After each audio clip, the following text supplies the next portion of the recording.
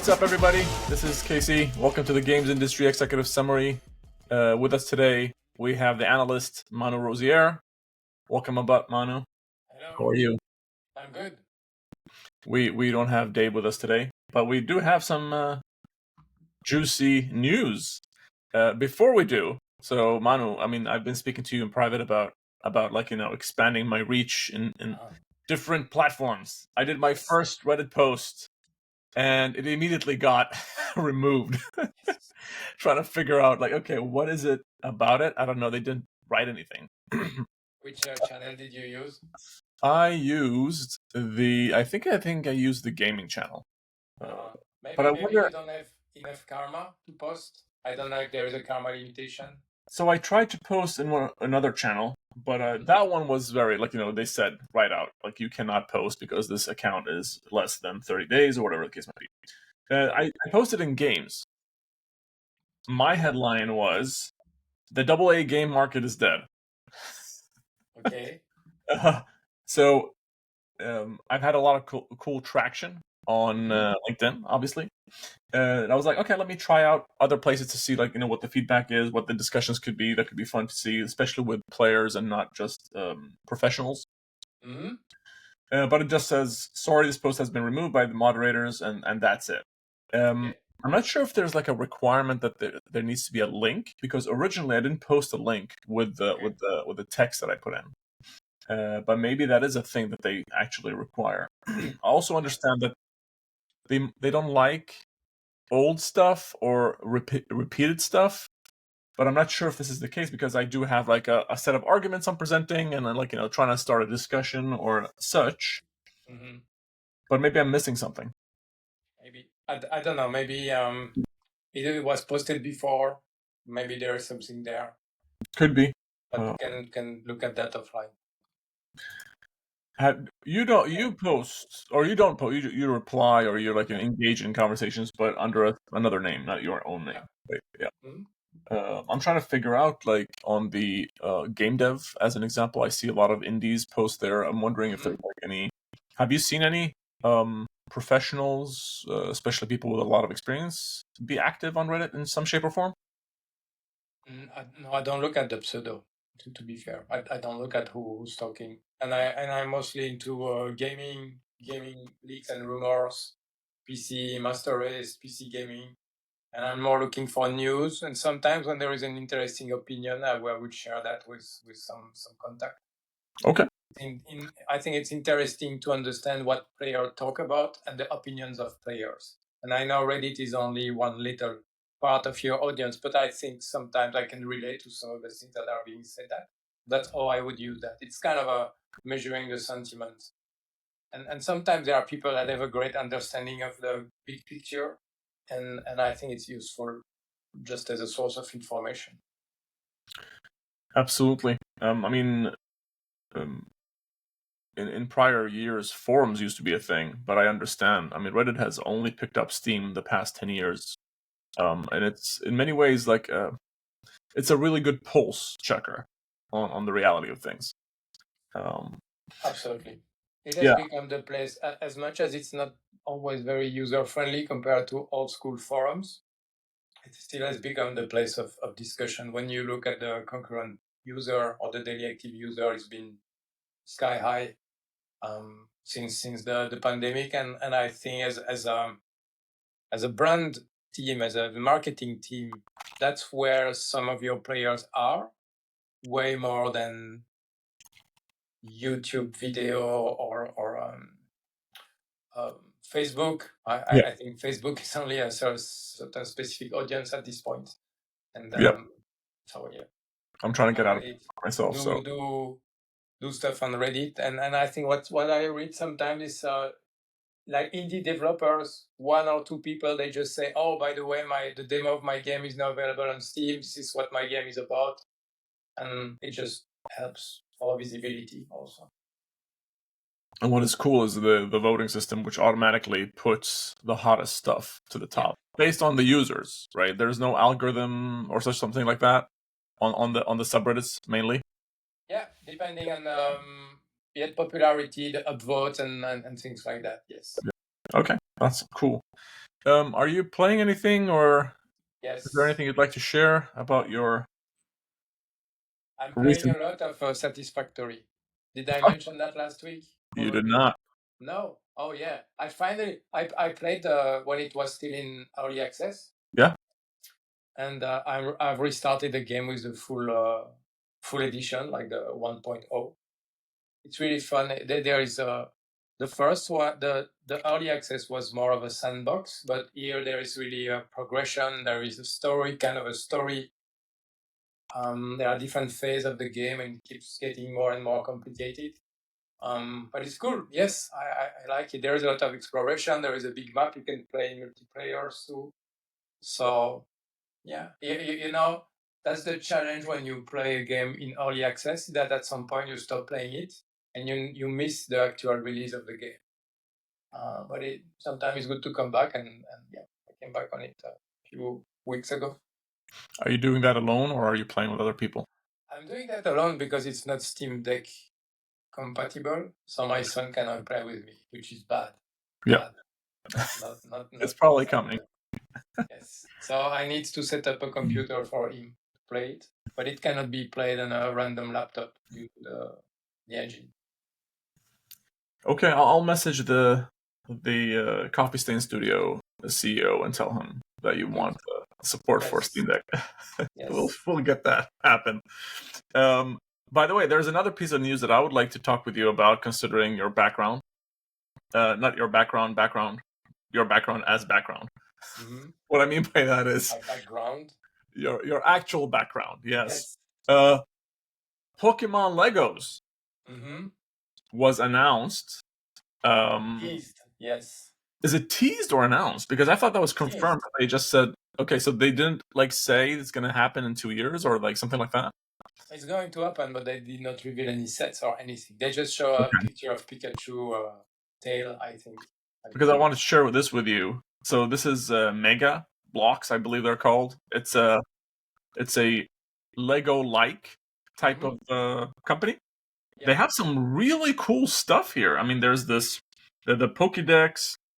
You have Mm-hmm. a bunch of Pokemon here, Yeah. and so I bought one for my friend last year. They haven't opened it yet for whatever reason, and I'm eagerly waiting to see like what is the quality like. Mm-hmm. But what's cool about these, and I think Lego copied them in some regards. The characters, like if we take this one as an example, the Charizard one, Mm-hmm. there's a like a crank, and the actual character starts moving, right? Now I know Lego has had that for cars and other things, but for characters like this, the one that I'm displaying on screen, I haven't seen that from Lego. I think they recently did that for certain sets, but I'm a bit like parts of me I want to see a competitor. You know what I mean? So I do see Lego Pokemon becoming maybe the best selling Legos ever. But at the same time, it's disheartening. But I would love to get your take. You haven't bought any of these, have you? No, I don't buy Mega Blocks. For some reason, I mostly buy Legos. But I think it's huge. I don't know if Mega Block will lose the license because of that. But Lego is a bit like Fortnite, you know? They collab with absolutely everybody at this point. Yep. Um, so you need to have your Legos. If you have any kind of a meaningful IP, I think you have to try to push for Lego. What I'm not clear is that who's asking the other? Is it Lego trying to get the Pokemon license? Is it the other way around? Maybe there was an agreement with Mega Block that was ended, and that allowed Pokemon Company to sign a new deal with Lego. I Mhm. don't know what happened precisely, and it was one of the few IPs that was not in the Lego catalog. And let's not forget that it's rather recent that Lego is doing video game sets, because even with Nintendo, it only started a few years ago. Yeah, I think And that was like you 5 had years some ago now. Yeah. sets of Overwatch, Horizon Zero Dawn. There's been a few video games, or even the robot from Jedi Fallen Order. Do you feel like some of those are one-offs, as in like it's just an experiment to see? Because I feel like they're very odd. If we take Horizon Zero Dawn as an example, Mm-hmm. very odd choice. of a franchise or set, let's say. Mm-hmm. There are so many other franchises or things that would probably resonate more. Obviously, they already have covered Mario and these types of things, and Sonic, etc. Mm-hmm. I feel like there are so many other options that are more popular and could have bigger impact. Yeah. I mean, everything Marvel, like Spider-Man, is already there, Yeah. in some shape or form. But if you look at the Sony exclusive, yeah, you can consider God of War. But is there anything in a game like God of War that's worth a set? Because it's character based. For Horizon, it was very easy because there are a lot of creatures, like remarkable creatures that you can put into a set. So have a look and tell me which Sony IPs or other IPs would be worth in Lego. I know Halo did some probably mega block collaboration also in the past, but Some similar. not Lego. So Yeah. I think it's also priorities for Lego. I assume they can only have so much IPs in their catalog at a single point in time. So yeah. This is my dream Lego. Potentially, hopefully, one day they can make it. Please, whoever's listening, make it happen. Yeah. I want Metal Gear Solid Rex Yeah. as a Lego and I want a huge one of the I think $500-$600 minimum. Okay. That is what I want. That's good. That's good to know. Yeah, I'll share that with them. that one would fly off the shelves. I think that one specifically would probably you won't see it ever in a store. But okay, I'm looking forward to it regardless. I'm actually gonna. So here's a tip: if you want to try out the Mega Bloks Legos, Amazon has some really good deals. I mean, I've seen some for $30, $40. I was like, holy shit! Like Lego, if Lego was charging for it, they would probably charge 100 or something like that, or 120 or whatever. So that's a good thing to maybe try out. But anyways, anything else? So satisfactory. No Pokemon Legos for you. Maybe I'll buy one and send it to you. No, I'm just checking some Fortnite, but no, nothing yet. And then I've the Schedule 1 free sample demo, and then we can start with the newsletter.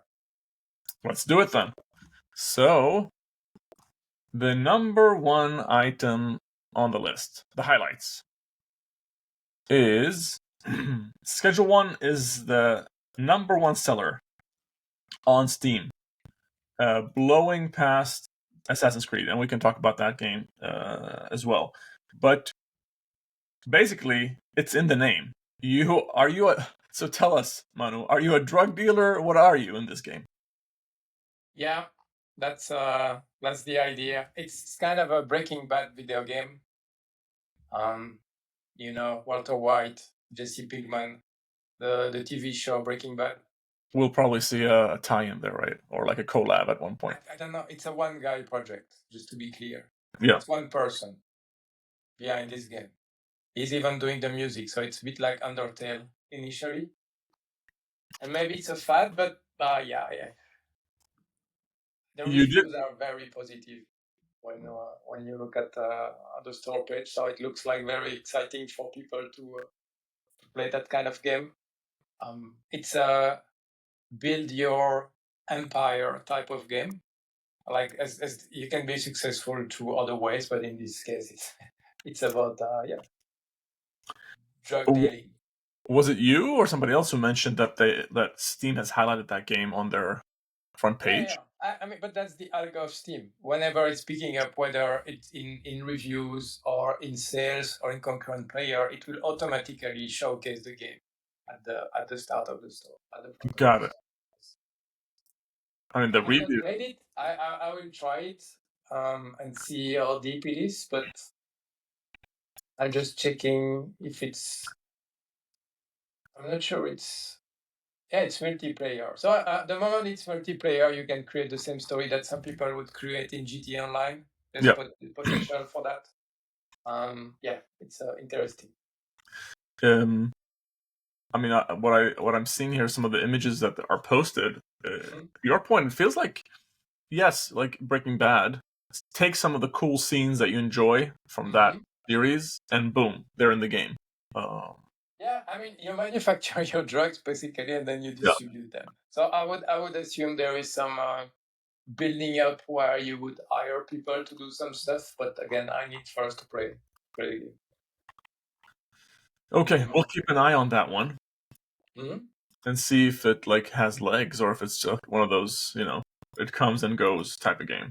Yeah, Like, if I look at the peak 24-hour, it was number 9. Yep. It reached its peak last night. Sorry. Not every random indie game can do 142,000. That's already So 142. It's top 112 ever, all-time peak on Steam. Manu, it reminds me of this game, Content Warning. And now that I look at it, like holy shit, like it came out, swinging, all-time peak 204,000, and then today it's like barely 2,000 people playing it, which puts things in perspective. I mean, they did sell potentially 5-6 million copies. Look But at yeah, Lethal Company. Lethal Company, It's yeah, a similar type of game. there's a 2. No, that's not out yet. So Lethal Company has 700 7,700 players right now. All-time peak 240 million, 240,000. Apologies. Was Lethal Company made by? No, that's a different game altogether. But that one followed the same type of premise, right? Yeah, absolutely. Okay. Kind of an horror exploration multi-viewer game. Yeah, absolutely. But that's also almost the same type of. It had better legs. It seems like here. But it's almost the same type of trend, I would say. Yeah, absolutely. I mean, is there a learning here for us? What is a takeaway here for us? You cannot judge a game based on the first days of release. It's the strength of a game will come with time, and but many can create a hype. I think and I think a game like Schedule 1 is it has no marketing money. It became hype from word to mouth, nothing else than that. Okay. It's not a marketing stunt. It's just a game, and it was in early access since December. So it's not like it came out of nowhere, but now it's the official release. And the hype was there. And I'm sure the Twitch numbers must have been high in the past few days. Okay. So, there was a rumor. It seems like there's a continuation of this rumor. Let's look at. This is the second item on the list. Microsoft's Xbox UI leak hints at Steam integration and PlayStation games on Xbox. Before we talk about this, I think what somebody or some people have forgotten is that when Valve launched the orange box on PlayStation 3, we're talking about 15 years ago. That was probably the first moment ever where you as a user, it was cross-play and also cross-account. And what's interesting as well, additionally, when you buy the PS3 version, you get a code for PC for free. Oh, wow. Yeah. That's some history that you don't know about, Manu. No. Interesting. Okay. But tell us, Manu, what can we learn about this supposed leak? Or, I mean, this is going to happen in some shape or form at one point. I think, yes, it could have been in the rumors. I feel like the image that was used, it's quite obvious. So why would they do that? There's a reason to do that. I don't know if it's kind of a leaked image of wishful thinking that at some point they want that, or is it really coming? I think it's not a great leak. Not great to post an image like that and then remove it. I think it's a bit weird. I don't know how things will happen. I think we discussed many times that the day you can have the Game Pass on Steam, then it's game over for anything else also almost. Let me help you here a bit, Manu. So we have 2 Xboxes at home. We have 1 PlayStation 5 at home. Obviously, I have a lot of friends across multiple platforms. Discord is available on Xbox and PlayStation. Okay. And I was trying to play Monster Hunter with my son and my brother and some other people. My brother and the other people are on PC. I'm on the PlayStation. My son is on the Xbox.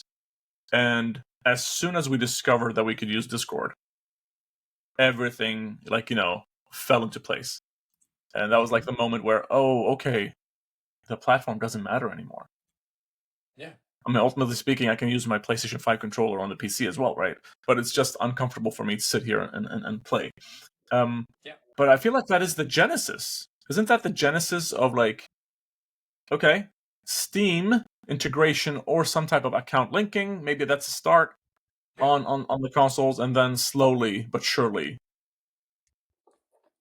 What is still... I mean, you already have the integration the other way around, because you have your Microsoft, your Xbox, and your PlayStation games on Steam, and we know there's been some issue because asking for Steam players to also register to Xbox or to PlayStation is a painful process. For whoever is asking that, we saw the backlash. But I think unless Microsoft level up its game and brings a very good Xbox stores on PC, players will always want to play the Steam version of any game, unless the price difference is really huge. I think we've seen that. But yeah, I'm curious to see, because what it mean exactly? Does it mean that you can potentially stream everything? You can stream Steam game on an Xbox and things like that. What will be the limit to that? How much can you play? Imagine you can do that, which means that ultimately you can play Spider-Man on Steam that you stream on an Xbox. The only confusing part for me, or the unsolved mystery, is about the business model and where the revenue flows, basically. That will be really interesting to follow. And maybe it will just be something like GOG Galaxy, which is just an app where you can put all your games, like shortcut to all your different stores.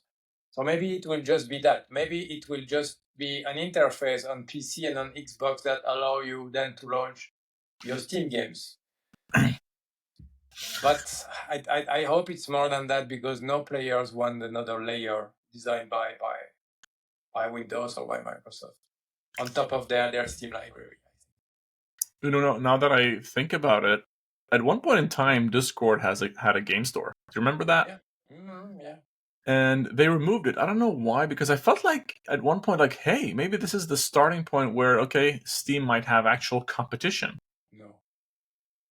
Okay, but maybe parts of the removal is to be able to be integrated. Otherwise, you're like a competitor. I don't know, but I felt like, why?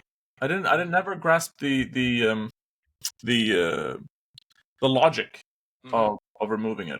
If it's overhead, if it's too complicated technical wise, I guess nobody was using it ultimately. I was not making any money, and was Discord. Listen up. Let's sell games. Let's see what happens. I mean, considering today, who does not use Discord for communication on PC? Mm-hmm. I feel like it's an opportunity. Yeah. Okay, we'll see where that goes then. Shall we jump over to the news section? Yes. Okay, the number one item on the news section: Dune Awakening launches for $50 without a stay in early access. Well, you have to explain what they mean by that. And while the survival MMO will not have a monthly subscription, it will have optional paid DLC. That's very interesting to hear. But tell us, what do they mean by without a stay in early access? I think it will launch instantly. Okay. So there is no 5 day, but nothing. It's not like a early access and then release of the full game and things like that. No, I think it reminded me, if I'm not wrong, about Star Wars: The Old Republic. Okay. which is also an MMO that initially was sold as a premium game. I wonder if also Final Fantasy XIV is a bit like this. Final Fantasy XIV is a bit like this because it's an MMO, but you have to purchase it to play it, if I remember correctly. I'm sorry, I'm not sure if it's a subscription based or is it based on expansion pack like Destiny. Mm-hmm. But I think it's interesting. So they are not going the World of Warcraft way. They are not going for subscription. They have an entry barrier of $50, which is not the big, the highest price for a game. Yeah. It's interesting. I don't know. It looks interesting. I'm not sure about how much fans of Dune there are in the world. Dune video game, because the most successful Dune video games were strategy games. Yeah. So it was not about and like with every IP, when you go to an MMO, you have the limitation of the universe of your IP basically. So I don't know how much they can expand on that. But it's by the way, one to watch, but I don't expect that it will be massive because of the IP. It has to take a while, I feel like. But just quickly, so has this game released or not? Because it says May 20th. Okay, got it. However, I'm seeing some reviews here. I don't know. It says available now, but maybe that's just wrong. I'm looking at people have played it. Yes. Okay, and got we've seen extended gameplay and stuff like that. Yeah. I mean, from the footage we just saw, it felt like a very early type of Destiny type game. I think it will probably have some interesting ideas. Yeah. But I don't know if the whole concept will be compelling enough, including the popularity of the IP and everything to make it a massive hit. But I'm curious about it. Okay. I'm actually very curious now to see some gameplay. But welcome to exclusive. We'll follow that thing and see where it goes. Dune Awakening, Survival MMO. But I like the entire concept about DLC instead of having a subscription right out the gate. And I'm sure they can do some type of subscription down the line if they have the sufficient player count. Okay, let's move on to the next item, which is Inzui, or Inzoi, or I don't know how to spell that, but we covered that last time. It's the what's that other EA game look-alike? If you can remind me of the name. Thank you. But here, the news item here is that it has dethroned Hollow Knight Silksong as the most wishlisted game on Steam. So that's good PR, but apparently there was a trick that you were forced to wishlist the game if you wanted to have access to the Creative Studio demo. There's a hack. Yeah. But it's a good marketing stunt. Do you think Valve will act and block that type of stuff? Well, no, I mean they don't care. It doesn't matter. It's not. It's just putting that on your wish list instead of making anything else than that. There is no commitment from any sort. And there is no information about Silksong. It's in the works, but it's not. Yeah, there is no release date announced. While Inzo is coming tomorrow. I have decided I'm gonna play Hollow Knight today. Okay. I couldn't get past maybe it's the graphics, maybe it's like the first half hour, it's too slow. But I was talking to my brother yesterday and he was like, no, it's the best shit ever. Do you concur?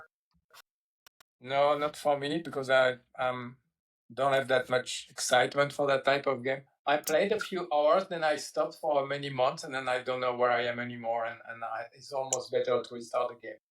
You've moved over, or moved on rather. Okay, so I don't have a link for this one, Manu, but following the 24 hours of Denuvo base backlash, Inzoi's taking a surprising step and removing it entirely. So they're apologizing. So what is this item, by the way? Denuvo is a hardware manufacturer, right? What? Denuvo? Lenovo is the manufacturer. Oh, it says Denuvo. I was like, what's happening here? Denuvo is the anti-piracy software. You should know that one. Sorry. I mean, I'm all about piracy, so. But tell us, maybe did you update it? They implemented an anti-piracy software, and then they removed it following backlash. And I think we talked before about the entry barrier of this game compared to The Sims. The entry barrier is high because the minimum specs are much higher. And if they add that the piracy protection on top, it's like you're making sure. I mean, this was not great to implement that. I understand why they would do this, because they were worried about piracy. But I think if you want to get market share and if you want to be successful, you just need to go all in and lower your entry barrier as much as possible, including the technical entry barrier. But let's see, because they took action very quickly. They listened to the players. So if they keep that mindset, maybe this could help with the success of the game. Fair enough. Yeah. Okay. They didn't wait the launch. Like they could have said, okay, we keep it for 1 or 2 weeks, and then once we get all the sales, we can remove it. No, they do that before the launch. So I think it shows probably that they are into long-term vision rather than a quick work. Absolutely. I mean, I think people probably have at this point have learned from the Helldivers 2, forced login on the PlayStation account thing. So why let it go on for longer? Just like, get it done, get it over with, and move on. Okay, I'll move over to the next item, which is pretty fun. I feel like fun in games. Yes. I mean, maybe I'm the one who's not looking close enough, but we need more of this. So, Split Fiction players complete super secret level and win awesome prize. I saw the video, and in that video. So in the game, there's a secret level. It's really hard. You complete it, and then you're presented by Joseph Fares. Did you see that video, by the way? No, but it's just so fun. It is fun. Maybe a bit too much of having a video of yourself in the game. But what's cool about it is he actually said this. He said, if you can prove that you reached this point and see me in real life and tell me about it and prove that you actually finished it, then I'll fly you all over to Sweden to come and visit the studio, which was really cool. That is really, really cool. But just to go back on topic, like these type of things like Easter eggs and hidden stuff, and is that stuff there anymore in games? I watched Ready Player One a few weeks ago. I mean, I've seen it many times. I like that movie, and it's all about Easter eggs. And there is one of the test in the movie, which is about the supposedly first ever Easter egg in a game, and it was basically moving backwards in the dark so that you can find the name of the developer. There are discussions whether it was the first one or not. That's what I was fast checking. Yeah. What I think people love Easter eggs because it's part of the culture also of the video games. Something hidden that you can find. People are always on the look for things like that. So it still exists, but probably I don't know. I as a player I really like it. But this is another level. Okay, this is just real life stuff happening. But I think it's great that it was in the game. So they knew what they were doing. It's not like a marketing stuff that happens after and say, oh, by the way, if you beat this level. No, it was in the game. So I think, in terms of creativity, it's brand, it's a lot of things together. Initially, it's just a developer wish, I think, to reward the best player, the most engaged players. But it has also very good implication from a brand and marketing standpoint. I think what we're seeing here, and I think this is why people connect with the likes of Joseph specifically, is being genuine and connecting with your fans. And I mean, in the big companies, they obviously don't allow you to do that, or they don't want you to do that for various reasons.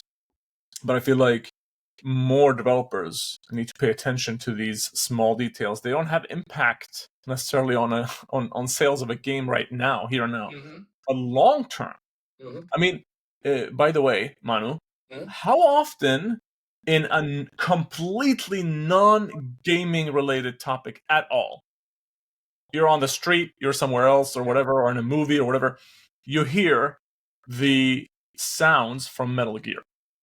Like, you know, when you get discovered by it by The exclamation mark. Yes, I know. In yes, all and I videos. have a feeling that a lot of people don't know where that comes from. But Absolutely. holy shit, like that transcended.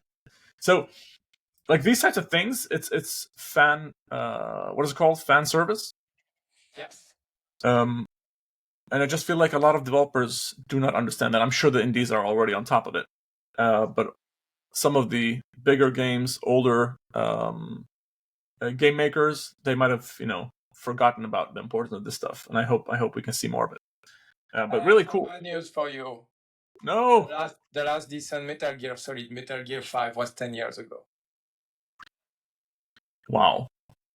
So obviously the TikTok generation has never potentially never played of that, or not been exposed to the marketing and to the brand back then. Metal Gear Solid is a boomer IP. It's a boomer. Yeah, it is absolutely. And I think it's. Let's put it Gen X because I'm X. I don't know if you're X or if you. I think what's the one after X? Is that Y? Millennial. Okay. I'm born 85, 86, somewhere there. Yes, you're millennial. I was reading 81.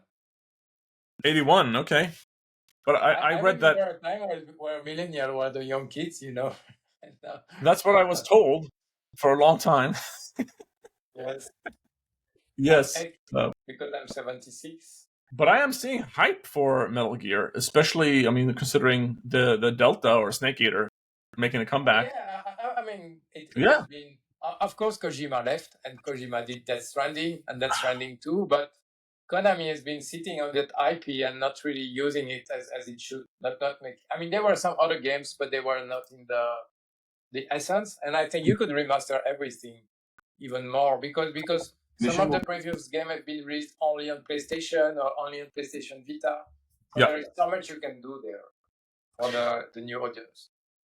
I hope they do actually change a bit of the gameplay to accommodate for a more modern audience, from the perspective of, like, you know, if it's the controls or other things to simplify. Yeah. But one of the biggest promoters of this game right now, which is, and funny enough, there's so much dirt coming out about the relationships of Kojima and his staff, and, you know, how he's treating, like, you know, voice actors and stuff. One of my favorite voice actor is obviously David Hayter, who does play Solid Snake, and you see how that relationship was. But now he's like the number one promoter of this game, and he's like doing interviews and talking about it, which is really cool to see. But I do feel like this game, I mean, it might, you know, open up a new avenue, and hopefully we'll forget that the game, that the zombie game that they launched like a year later, that we can just pretend it never happened. But the game looks amazing. I mean, and very true to the original vision, is what I'm seeing. And there is Solid Snake in Death Stranding too. Okay. Yeah, you mean the character with the bandana, huh? Yeah, I mean, this is an Easter egg, right? I think the bigger test for Kojima now is because he did say that he's doing a stealth action game. Mm-hmm. And it does seem to be a spiritual successor type situation. Mm-hmm. That game has a lot of pressure on it now, and now he has to really deliver. Yeah. I'm not worried for him. Whatever happens, you know, for me, Kojima seems a bit like a Martin Scorsese or this kind of director, Hollywood directors, where they might have hits, they might have misses, but they will always have the appreciation from the public. I mean, for me personally, I used to be a huge fan. Mm-hmm. Not as much anymore, because I feel like his later games were not on par with the genius that we saw in relationship to, and I'm not going to talk about what's that cyber game called again? I forgot the name of it. Zone of the Enders. Haven't played them. I have them, but I haven't played them. But when it comes to Metal Gear 1 to 3, there was genius, no doubt. Both from him and the team. And that's an important thing, by the way. Team. Have you read that article about the translator for Metal Gear 1? No. You should look that up. It's crazy. This guy, he used to live in Japan. He moved to back to the US. And then they sent him the entire script and everything. And we're talking about 25 years ago when there was there's no internet. So this guy gets the script and everything. He has 6 months to produce the translations. Okay. And he spends all his time in the library researching military stuff. And so anything you see in Metal Gear games with cool acronyms, CQC and all these the SOP and all these things, it's that guy. Has nothing to do. Additionally, for me at least, that's why I'm saying there was a bit of genius, but obviously this genius got a lot of help because you look at the dialogue. Holy shit, this is freaking amazing. And then as time goes, the dialogue is getting worse. It's like, oh shit, okay, because they stopped using this guy for translations, and then Kojima found out that this guy was changing some of the words to make sense for a Western audience, right? And then you look at, let's say, Metal Gear 5, and there's a lot of just gibberish or a lot of things that don't really translate to our taste. It's like, oh shit, okay, now it comes together. Now I understand what happened. But yeah, so just to go back, I mean, you look at Death Stranding. I thought that game had a lot of cool stuff. I enjoyed the first hour. It was very dramatic. Okay. It was very captivating. The world looked amazing, graphically speaking. But then after that hour, so here's me in this, I'm carrying my dead mother. I'm gonna go and take her to this creamery. Is that what it's called? Creamery? I don't know what it's called when you burn the bodies. Crematorium in French. Yes, crematorium in the French.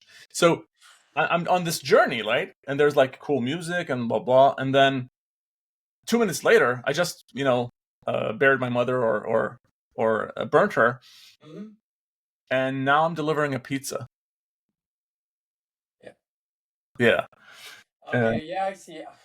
You know what I mean? The game, I enjoyed it. I think it's an interesting concept, and I think the second one will double down and probably be much better.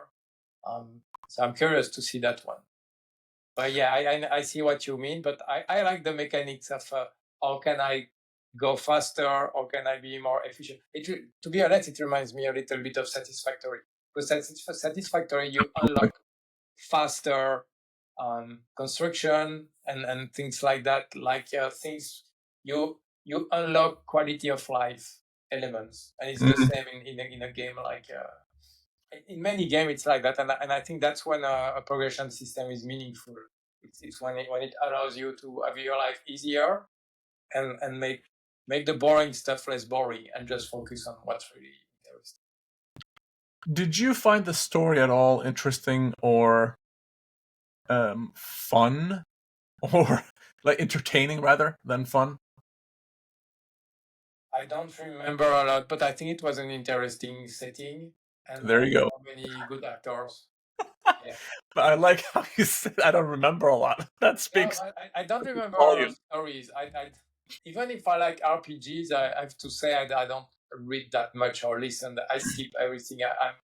I only enjoy playing. If I want to watch a movie, even if I want to watch a scene, I just watch a movie instead. So yeah. I'm a certain type of player also. Fair enough. I don't think there is a cult of there is a big background story in that universe, and there is a lore, and people are talking and writing books and stuff. Not at all. Yeah, but at the same time, everything is always weird in Kojima games. You're like, what is this about? I don't know. Even in Metal Gear Solid, which is kind of a realistic game, you have things that don't make sense at all. You're like, I'm not trying to understand. It's fine. Suspension of disbelief. It's this environment and this world, and okay, I accept the rules. Absolutely.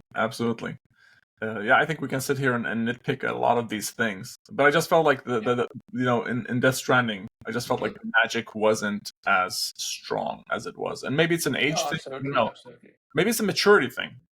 Whereas, like, okay, I mean, this would have worked if I was like 15. Now it's maybe the main character is also not as charismatic as absolutely Solid not. Snake. You know, Yeah. there's also this element, but at the same time, the character. You have the history of the 5 games and everything that was around them. You have an ensemble of other characters and not just the main protagonist. And sometimes you're playing the main protagonist, which actually is not the main hero of the saga when you play Raiden or when you play in Metal Gear Solid 5. It's, no spoiler, but you know there are some twists. I mean, what's interesting, by the way, I mean, speaking of characters, I feel like all those Hollywood or like super famous actors brought zero value to making the game better or making the game more interesting. I feel like if we take Death Stranding as an example, the most interesting character was a voice actor in the form of I forgot his name now. He played Joel as well in The Last of Us, but that guy's delivery was so much more interesting and more like thoughtful and impactful. Same thing with Metal Gear 5. Yeah. So they brought that guy in, and it was just flat, which is a bit of a shame. I mean, that's a shame in my opinion. Actors are like IPs, okay? You have them in your games to have a hook, so people can recognize them, and there is something already known from the public. And also from a marketing standpoint, it's good, but ultimately it's more marketing than anything else. Yeah. Okay, shall we move over to the next item then? So Scopely is reportedly making a game based on a CD Projekt IP. Is there anything that you think it would be cool to make? I assume they're gonna make a mobile game. Yeah, so I think CD Projekt doesn't do mobile game and Scopely doesn't do PC and console games. So why not? I guess it will be a mobile game, or maybe they did. I don't know if they did the Gwent game. I think maybe they did the Gwent game. They did. But I would say why not? I was not expecting that to happen, but why not? And apparently, I've read that the next Witcher is not coming until 2027. Anyway, they're taking their time. And let's not forget that they are 100% working on the Witcher, I believe, because the development of Cyberpunk is finished. There's no more content coming. So they are I know they have different projects, but they are almost all in already on the Witcher 4. And it's not going to be around in the next 2 years, probably. Okay, cool. If I had to guess, I would say it's probably Cyberpunk, but we'll see. Could be. Okay. Moving over to the trends. Multiple publishers ready to delay their games to avoid GTA 6 onslaught. I mean, it's not even a piece of news, okay? But it's just been confirmed by some exec talking to journalists. Yeah. We just know that, okay? It just. I mean, do you think so? Let's say you have a game that you planned to release this year in October. So now you're like, do you have foot soldiers going around trying to figure out when GTA 6 is launching so you can move your launch window? Yeah. I think for the yearly titles like EFC, Madden, NBA 2K, even Call of Duty, it's unlikely that it would change anything for them. Maybe Call of Duty would release a bit closer to Black Friday if GTA is earlier. I don't see games that are related to real sport moving because the season is the season. The real life is not adapting to GTA 6.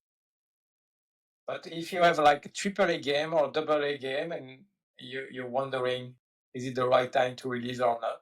And if you need to spend marketing money at the moment where GTA will probably take all the spots, I think it's gonna be challenging. So I would probably not release a new IP around GTA 6. But also, not everybody's gonna play GTA 6. Let's be clear. I'm probably not going to buy GTA 6 because that's not my type of game. But if I have something else at the same time, then it's good. So maybe you can only target 10% of the market at that moment. but you get all of it because you're the only one offering something different from GTA 6, and even if everybody's playing GTA 6. Do we have any predictions, by the way, in relation to day one sales? Nobody is predicting that, but 20 million? No, 25 million. I think there was some numbers for Red Dead Redemption 2. Yeah. But we are talking for the year, I think, more than 20 million probably for a typical Call of Duty or EFC does around, I think, 20 million on a year of release. So if it releases in October, it's going to do more than that. I believe last time we spoke about GTA 5 on Steam. Was it the enhanced edition or the definitive? Yeah. There was something released with a visual upgrade or technical upgrade that was poorly received. But those two combined were top 10 on Steam. Was that correct? Last time we checked. I'm going to share my screen. But because the reason I'm asking and what's interesting here is, so have they announced the game? GTA 6? They've announced the game. Like it's as a product. Have they? Who? Rockstar. Is it a real question? Have you not seen all the trailers and everything? They have. I'm just like, I'm still thinking about Death Stranding. Okay. I'm still in that fog. They've announced Death Stranding 2 also. Yes. So here's a question for you, because it seems like, okay, so if I remember correctly, they were only going to launch on PlayStation. Was that correct? Or something like that? Or like on consoles before they do any PC thing? It's console only, yes. Got it. And the reason I'm asking is because I was very curious to compare to, like, if it was wish lists or whatever. Obviously, there's nothing on Steam. No. And Red Dead Redemption 2 was also not released on PC at the same time. It was released later. So when you compare that with a yearly Call of Duty, there is this element of you will miss the PC sales. Yeah. But it's still gonna be a monster with the millions and millions of consoles that you have around. So here's why I have brain fog additionally, because I'm trying to search at the same time as I'm speaking. But looking at PlayStation Store, GTA 6 is not on there. No, because there is no release date and there is no way to pre-order or anything. Got it. I mean, they do have a section like coming soon, or like, I think something like that along those lines. But anyways, be surprised if it's not with pre-order. Yeah. I'm not sure you have games without pre-order in the shop. I'm gonna check. We'll check back on this later, because what I'm curious about is like to see if there's like an upvoting thing on PlayStation Store. I think you could see some numbers at least that could give us some type of indication. Okay, I'll move over to another item here, and this company, Valve, has been in the news, like especially talking about old stuff, which is really fun to see, and it's a miracle, I feel like, at this point that Valve actually is a company that exists today. But a former Valve exec says the company struggled to sell Half-Life until coming up with the ultimate one simple trick or marketing maneuvers: slapping a Game of the Year sticker on the box. Now, I'd probably disagree. In my opinion, I don't know the numbers or the impact, but I would probably disagree that would have, like, like the game was really good.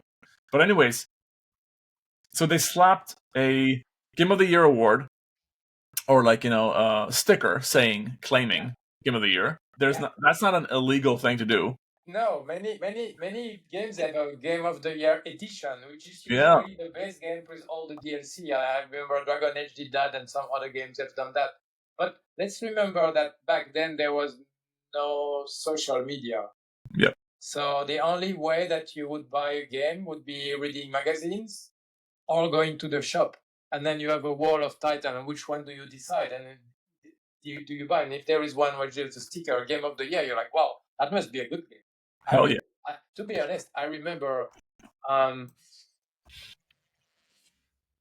So this is an official tip, Manu. If you're really 1998, because Half-Life 1 was in 1998. So in 1998, this is my story. Okay, I was at the university. I got to the shop. I went to buy a game at the end of the exam or something like that. November, no, maybe not the end of the exam, but I wanted. to buy a game maybe for Christmas, and I wanted to buy Sin, the game Sin. If you Google that, Sin. Sin, S-E-N. It was Sin. published by Activision. It was Return Entertainment. Oh, okay. That's what you were into? I'm looking at it right now. First person. It was a first-person shooter, okay? Got it. In the Quake 2 engine. And then I got to the shop, and then I see the other box. I say, wow, what is this Half-Life game? And it has maybe the stickers. There was something that was, I think it was right. It was a 92% review or something like that. And then I bought Half-Life instead of Sin, just because of the packaging. Did you buy one of these boxes that I'm looking at right now? No, it was the OG one was not like that.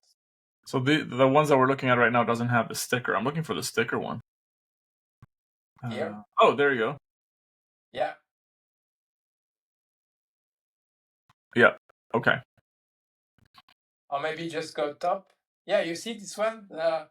No, which one? Right in the middle of the screen with the big sticker. Yeah. Game. There you go. But this is okay. So this is quoting PC Gamer though, or games, PC games. Yeah, I don't know. that's fine. Yeah. Just, so that's why I buy Half-Life and not Sin. And nobody remembers Sin. Okay. I mean, this is interesting. You actually just need one outlet or one person to claim that it's the best game of the year, and then you just slap a sticker on it. There you go. Boom. Now it's legit. You just do that Game of the Year edition. But yeah. Usually it's not that launch. But yeah, I agree. This is interesting. Yes. But just to go back, because I was typing at the same time, so you chose the Half-Life over Sin because of the sticker. You specifically. That's amazing. That's amazing. I feel like you should write to this guy, the former exec, and tell him, hey, I was one of those people who made that decision. Yeah. Exactly. Amazing. I feel like there's a lot of learnings there to take in for young learnings from another era when we bought games in brick and mortar shops. Absolutely. Mm-hmm. Okay, I'll move over to the next item here. I mean, we've spoken about this mechanic, but ex-Warner Brothers exec reveals the real reason Shadow of Mordor's much-loved Nemesis system was created. Do you know why, Manu? Yes. Is there any insight that we can learn from? To increase engagement and to make you replay the game and not sell it. So to reduce second-hand sales. Okay, I love that. It was innovative, and it did, I assume, motivate people to come back and have, another go. I mean, I don't know how much it is true, but I think it's it's quite interesting that some financial decision. Mm-hmm. You know what I'd like to see? The ultimate combination of making you come back.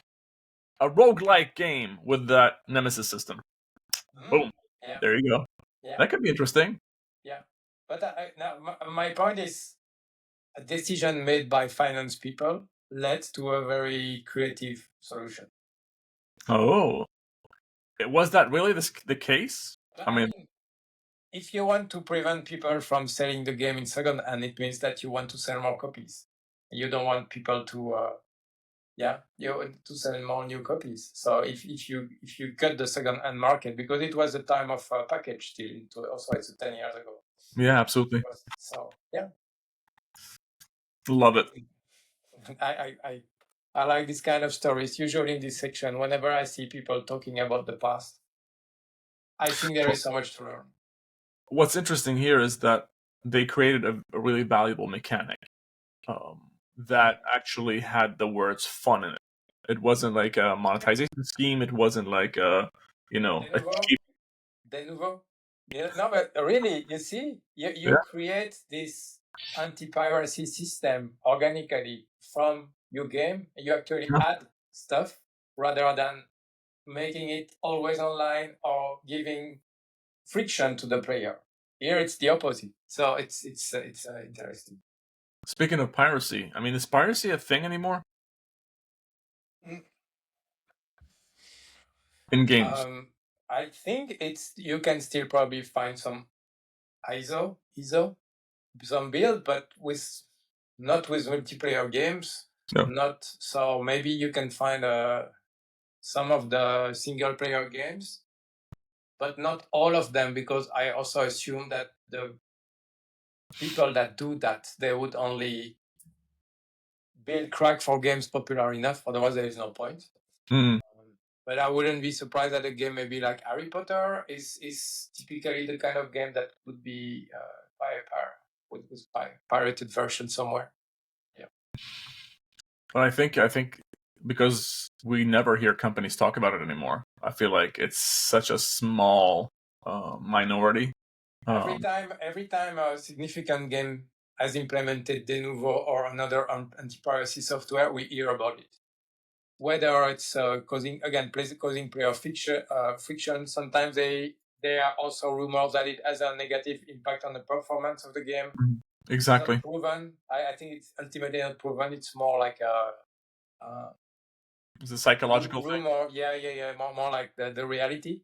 But Okay. yes, so yeah, if they are still using it, it's because of that. I wonder if Assassin's Creed has anything. Yeah. Or anti-piracy, probably, because single-player games will always be played. Okay, I'll move over to the next item then. Thank you, Manu. Palworld Communications Director says Nintendo Switch 2 version 100% worth considering if the console is beefy enough. I assume they mean they want to bring their game to Switch 2 if it supports it. Do you get the irony? Tell me, what are we learning here? I don't know. It's they are on trial against Nintendo for all the patents they would have broken, the monster, the catching stuff and the balls and stuff, Pokemon.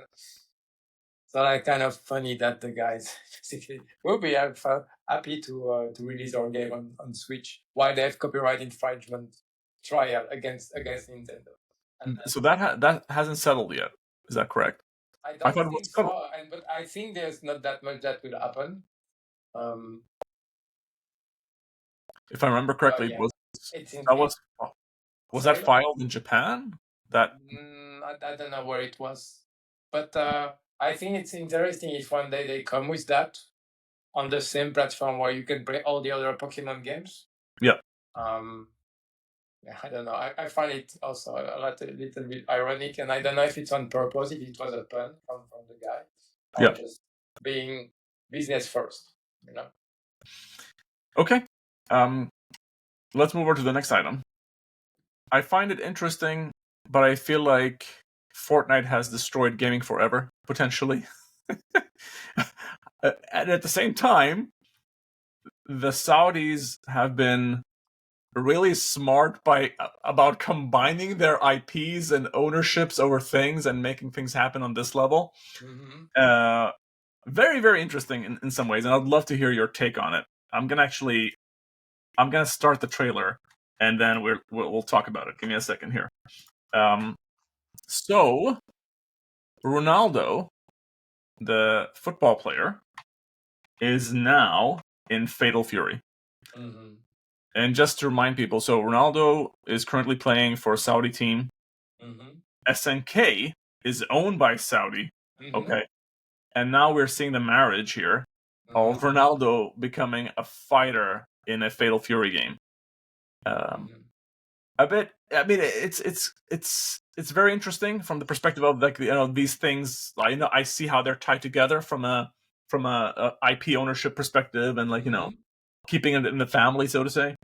But other parts of me is like, okay, it's fun maybe, but does this have any long-term positive effect on the Fatal Fury brand, or how will do the Fatal Fury fighting community care about this? It's so awkward and weird. I appreciate it, by the way. I feel like I appreciate it, but at the same time, it's really awkward and weird. Funny. You remember Space Jam, Michael Jordan? Yep.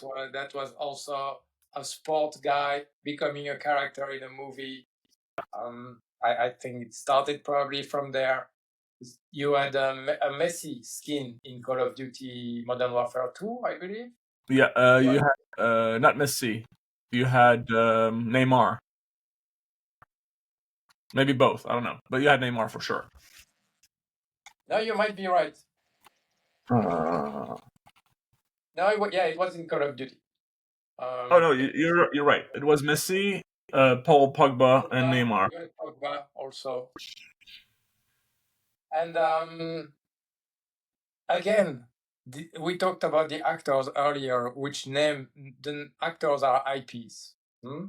Footballers are IPs. This is the IP Ronaldo in a video game. It's a collaboration between the CR7 IP and the Fatal Fury IP. And you have so many things like that in Mortal Kombat. You have the Alien, you have the T1000 from Terminator in Mortal Kombat. You have all this collab happening. You have that in Super Smash Bros.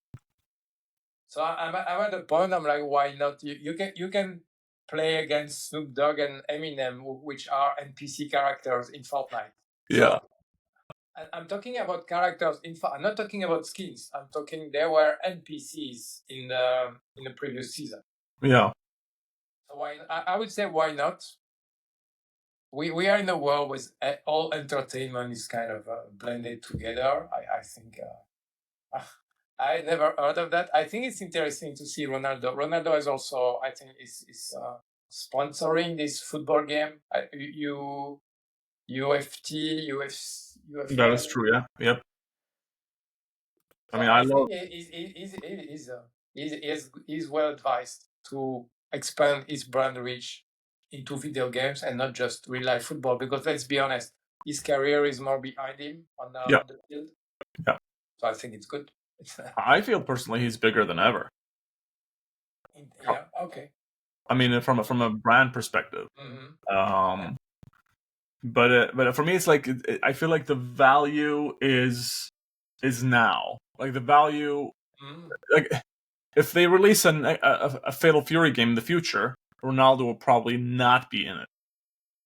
And that's kind of like, for me, what I feel is a shame of, like, you're investing in this temporary gain. The long-term game of your franchise and your product and IP, it doesn't affect that. That's what my takeaway, at least. In 10 years from now, Ronaldo might still be a character in Fatal Fury. And you think so? The kids will not know he was a football player before.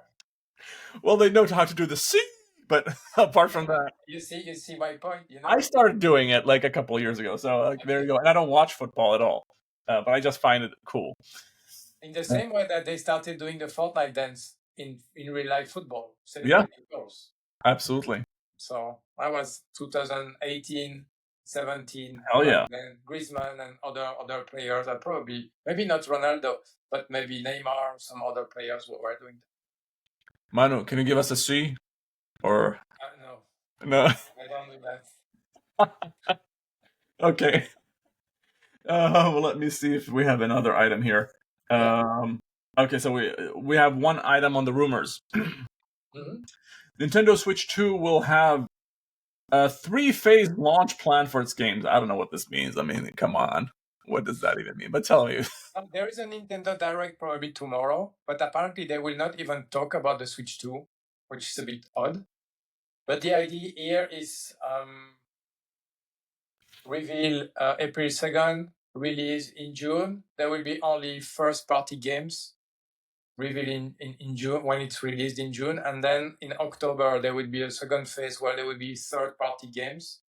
And then finally, the Christmas time. So it means that the incentive to buy a Nintendo Switch 2 will be limited at launch. You think so?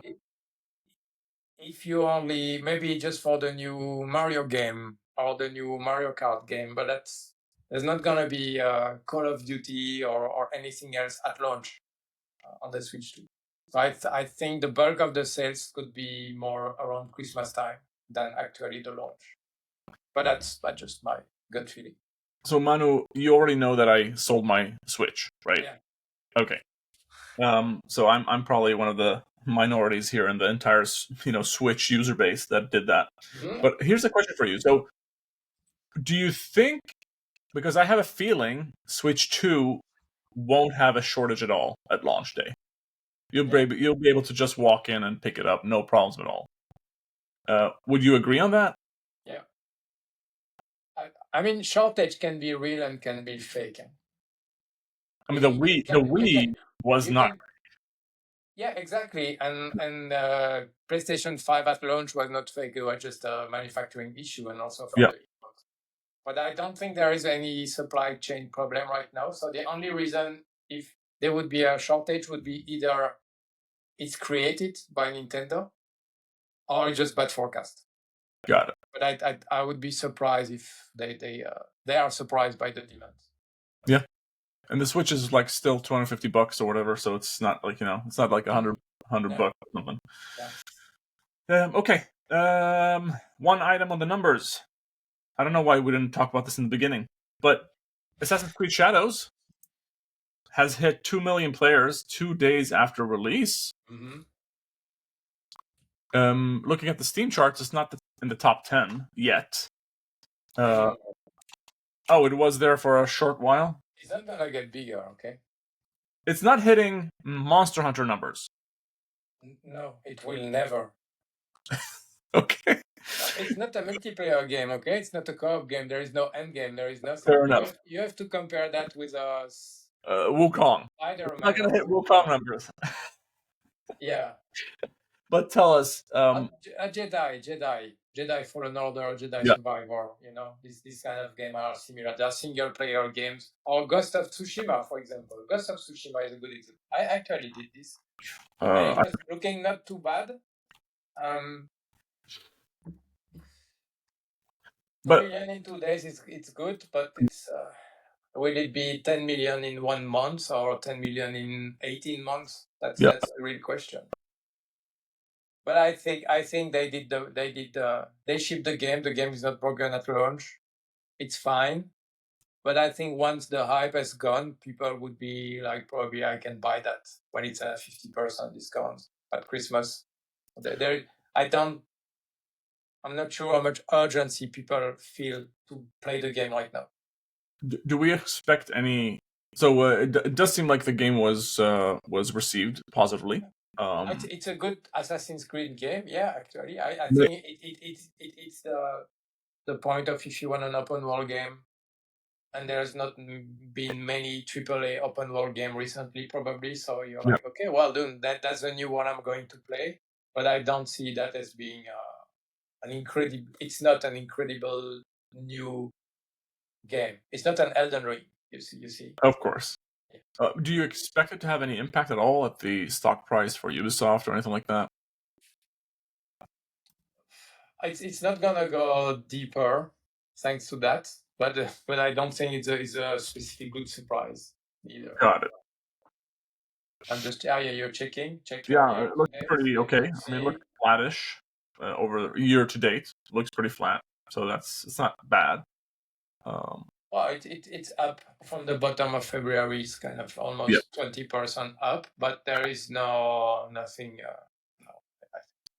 That's it. It's over. We can move on with Assassin's Creed Shadow finally, and we can talk about anything else. But we don't know what to talk about when it comes to Ubisoft because I'm not sure they've announced that many other games. In the future. I feel like we need to dedicate like an episode just to talk about big publishers and what they've announced and what the strategies are. Nobody announced anything because of GTA. That's the thing. Okay. I mean, the next Battlefield has been announced for this fiscal year, but no more than that, and we are in March. So, do you feel like that one should come out before the summer, or what do we think we should expect with that game specifically, or Call of Duty, by the way? Call of Duty is gonna be Call of Duty. It's gonna be around October, November. There's nothing is gonna change. It's not. Yeah, it's its own behemoth. I'm not even sure what the next Call of Duty will be about and who's doing it. And Battlefield, the only mention was it will be released in this fiscal year, which ends in March 2026. Historically, Battlefield has been released also in October and November for the holiday period. Head-to-head with Call of Duty. Only Hardline was pushed back to March or February in 2015 for other reason. Oh no, not 2015. Let's wait and see. But I think not many publishers are announcing the big games. Borderlands 4 is coming, but I'm not sure there is a. So the messaging is loud and clear. Don't release a game this year. wait for next year. 4 is announced for September 23. Oh wow, that's Which interesting. means that GTA will be after that, for sure.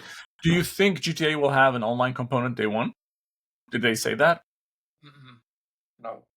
I think it will be mostly a single-player story game, but they will not shut down GTA Online. GTA Online will still be there. It will continue. Do you think so?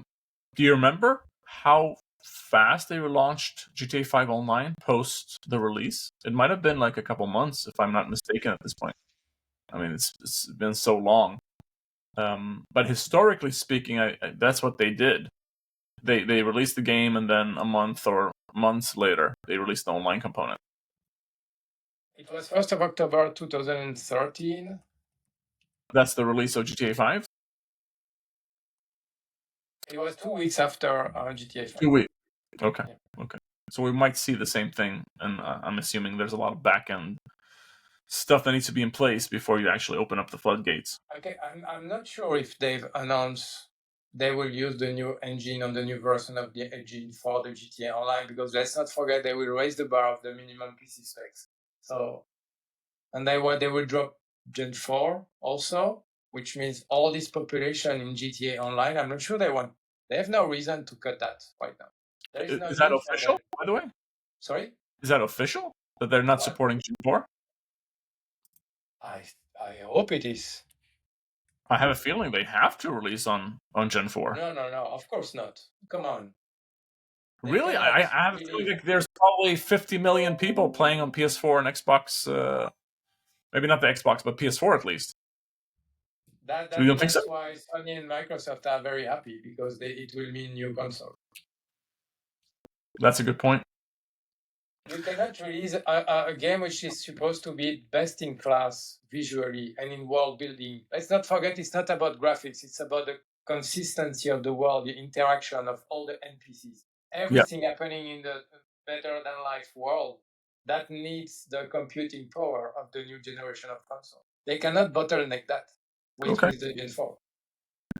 Fair enough. I'll take your word. Don't worry, you will have the remaster on the Gen 7 and just Gen 8 and okay. All PlayStation 6, 7, and 8. I'm secure. I'm secure. Yeah.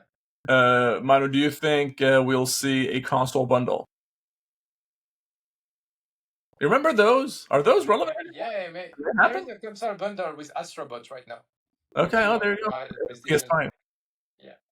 But there has to be. I'm sure they're fighting over it. Like, they're like, take the console for free. There will be no exclusive. No, I don't think there will be any exclusive. Okay. I think if there are bundle, it will be with both console, but not... I think even the PlayStation Series S could be a bottleneck for GTA 6. You mean the Xbox S? Yeah, sorry. Yes. It's all good. It's all good. Okay. Manu, I think we reached the end. Really good stuff. It was really fun talking to you today. Appreciate your time. Of course, everybody, you already know what the drill is. Subscribe, like, all these things. Maybe I need to put an icon for it. Last week was really good for us, so we really appreciate the support. And with that being said, we're looking forward to see you on the next episode. Have a nice day. Bye.